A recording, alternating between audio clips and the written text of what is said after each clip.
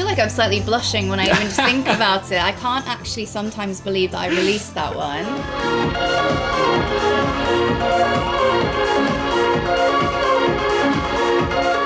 Hi, I'm Liam from Cambridge Audio, and we're here at Rough Trade East with Kelly Lee Owens ahead for a DJ set tonight.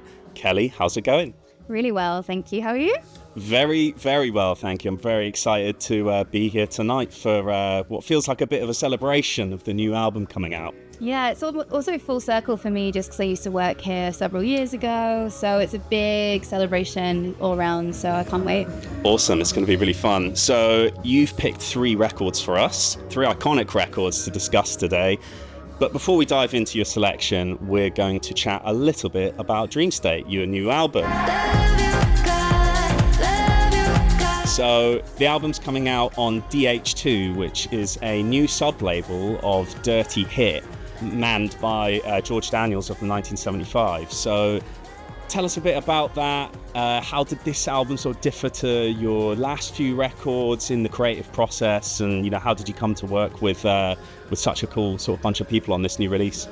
Yeah, well, it's really important to me to work with people who appreciate and respect longevity and really support artists on a journey. And I've been with Small Town Supersound for several years, but it definitely was time for a change. We're still on good terms. Norwegian label, right? Yeah, like nerds, as we all are. Yeah, totally. And very supportive, but it was time for a change, and they've supported me in moving this direction. George and I have spoken mostly on text or email over the last few years, and the serendipitous moment happened where he spoke to Ed Blow, who works at the label, and they finally decided to create the subsidiary DH2, electronic dance music with Dirty Hit. And apparently my managers at the time sent an email literally within minutes saying, we're thinking about getting Kelly signed potentially to Dirty Hit. And so it just felt really right. And the stars aligned and everything came together, right? And I love that stuff. I'm from Wales, I can't help it. But, yeah, totally. It just really felt serendipitous. But more than that, they believe in, like I say, longevity and support and nourishing artists. And this feels like very much the beginning of a new phase for me. Hence the album being in colour for the first time. The cover is in colour. Cool. So moving away from black and white.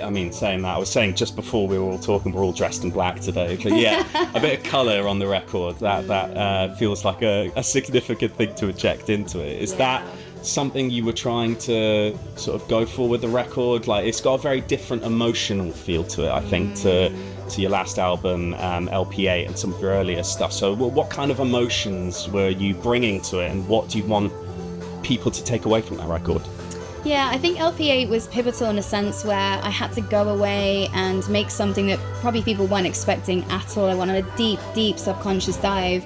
And so because I made that, I could then come back and create something that is super sort of bright and euphoric and reaching for the highest of highs. And that to me had to be in colour because that's how I feel. I feel very much in the present moment. It was about collaboration. It's about coming together with people who I admire and just enjoying the present. So it's a big sort of celebratory album, but then also has a lot more, like, I'd say, intimate moments, which is sometimes really hard to do. It's super difficult being vulnerable, you know, and really putting yourself out there, but that really comes across in the record. I think you can really tell that you're bringing that vulnerable side and that you're trying to explore sort of the deeper meaning behind things. I think it's on the last track, things start getting quite personal there.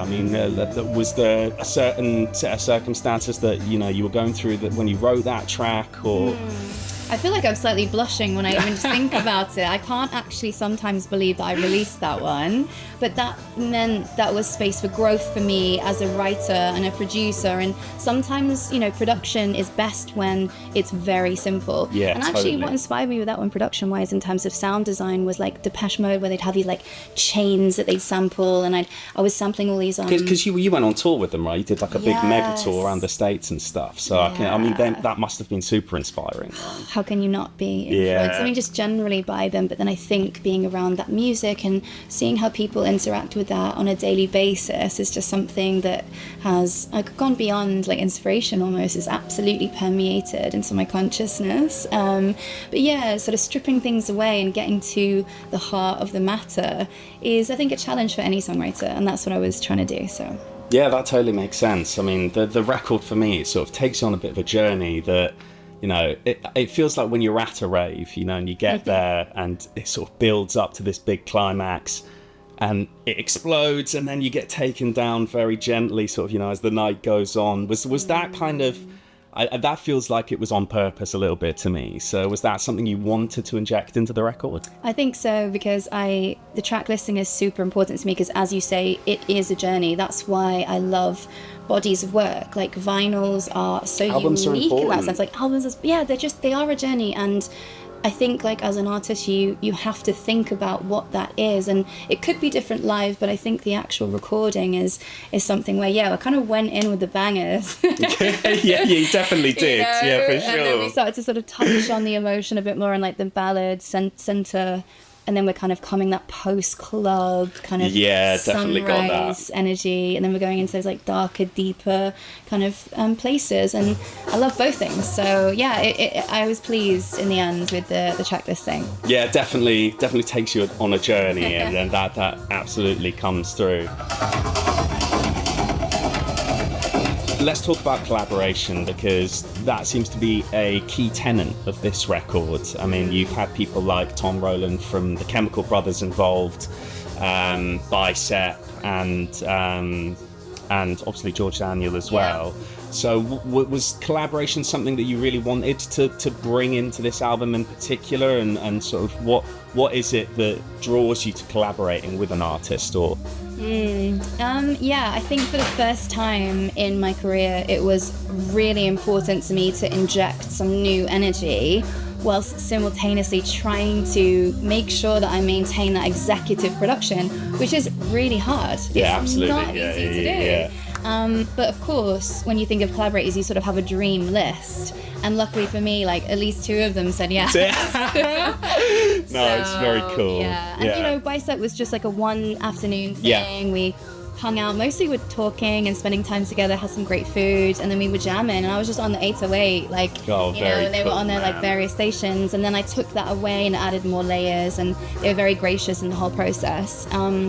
Tom was... It was supposed to be for a Chemical Brothers album, that track actually initially. Yeah, that's right. It was Banger and Ballad, right, if I remember rightly. I took his demos and I called them Banger and Ballad, which he loved. And now that's what he calls them. Well, yeah, he inspired you to take ballads and actually kind of use that on the record, right? And was that like... Did that sort of inspire you or sort of spur you on a bit with the direction of the record and where you wanted to take it? I mean, someone iconic like that, kind of, you know. If Tom likes it, you know, like, that's good enough for me. I don't care what the reviews are. Like, you know, there's a Chemical Brother who's like really into it, and I just feel like it gave me the confidence in my voice and being super vulnerable, and he just supported me the whole way in making sure that it kind of got on my records, because once I'd written the vocals and like started to do extra production, he just very much felt like this belonged on a K-Lo record. A K-Lo record, so, I love that acronym. It's very cool.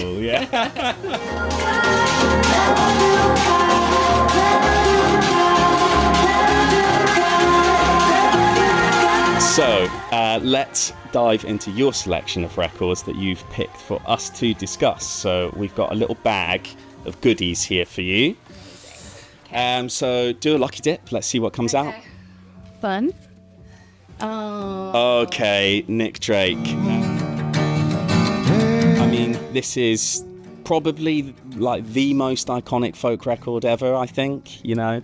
Absolutely. And I remember I think I was like 18, and it was a partner of mine at the time who made me like a mix CD maybe or something, and very cute. I know. And I was like so thankful, because it really opened up my world. And I always remember hearing Road in particular, and that was a huge moment for me. I'd never heard anything so grounded yet otherworldly. And that's what I tried to do in my own music. And then also the sort of dulcet tones of Nick Drake's voice, his tunings. Always gets me. It's and he wasn't around for very long, but you know, sadly, what he made was so hugely impactful and still is. And then obviously like the artwork is I mean, the incredible. artwork is so good. I mean, as soon as I saw that come up in your selection, it's just, I don't know, just looking at that artwork, it makes me feel all the stuff, right? You know what I mean? It just starts sucking me in. I mean, can you believe it was recorded just in 2 nights? I actually didn't know that. It was 2 nights, and him and the producer, it was just a couple of late night sessions, just him, a guitar and piano, and one of the most iconic folk records ever. And, absolutely. And also I also love John Martin. Yeah, I'm a huge Solid John Air Martin fan. is written about Nick Drake, and that, you know, interconnected. Solid Air is one of my favourite albums of all time. Absolutely, it's so good. But that's the thing, I think, being Welsh and coming from that background, like the folk influences, and that it really speaks to me. And I remember first album being called Folktronica and somehow being offended at that initially, and now I'm like, wow, that's actually I'm totally sick. up for that. Yeah. Makes sense. So yeah, Nick Drake, Pink Moon, iconic. Yeah, very, very cool. Cool. Let's see what else you've brought in your bag. Oh yeah. Okay, right. So that's Madonna, Ray of Light.